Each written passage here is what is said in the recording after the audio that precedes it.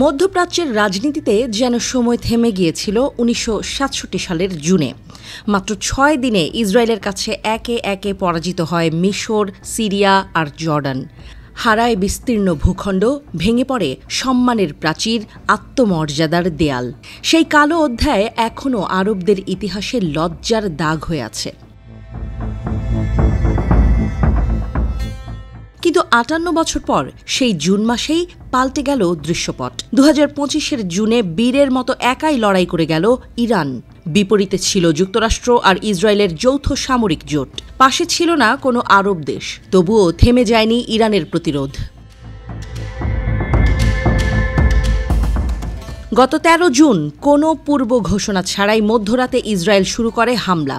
লক্ষ্য ছিল ইরানের সামরিক ও পারমাণবিক স্থাপনাগুলো। প্রথম ধাক্কায় প্রাণ হারান বেশ কয়েকজন বিজ্ঞানী ও সামরিক কর্মকর্তা। কিন্তু ইরান ভেঙে পড়েনি, বরং লড়াই শুরু করে দেয় পরিণত এবং পরিকল্পিতভাবে। যেখানে একসময় ৬ দিনে পরাজয় মেনে নিয়েছিল পুরো আরব জোট, সেখানে ইরান টানা ১২ দিন ধরে বুক চিতিয়ে প্রতিরোধ গড়ে তোলে। একের পর এক ক্ষেপণাস্ত্র আঘাত হানে তেল আবিবের সামরিক ঘাঁটিতে। আধুনিক আকাশ প্রতিরক্ষা ব্যবস্থা দিয়েও ঠেকানো যায়নি ইরানি হামলা। ইরানের হাতে ধ্বস্ত হয়েছে মার্কিন ঘাঁটিও। এই পুরো সময়টা জুড়ে আরব রাষ্ট্রগুলোর ভূমিকা ছিল প্রশ্নবিদ্ধ। কেউ প্রকাশ্যে ইরানের পক্ষে দাঁড়ায়নি, বরং অনেকে পরোক্ষভাবে সমর্থন জানিয়েছে ইসরায়েল আমেরিকাকে।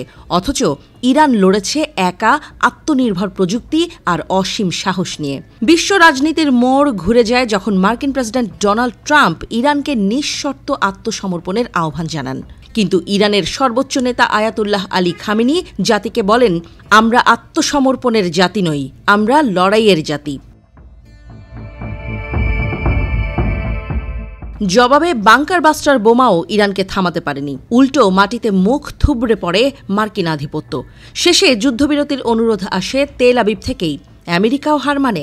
এই ১২ দিনের প্রতিরোধ শুধু ইরানের নয়, এ যেন গোটা মুসলিম বিশ্বের আত্মমর্যাদা রক্ষার লড়াই। বিশ্লেষকদের মতে ইরান যা করে দেখালো তা ৬ দশক আগের আরবদের ব্যর্থতাকে নতুন আলোয় দেখে নেয়ার সুযোগ করে দিল। ইতিহাসে লেখা আরবদের ৬ দিনের লজ্জার জায়গায় এখন জ্বলজ্বল করছে ইরানের ১২ দিনের সাহসের গল্প।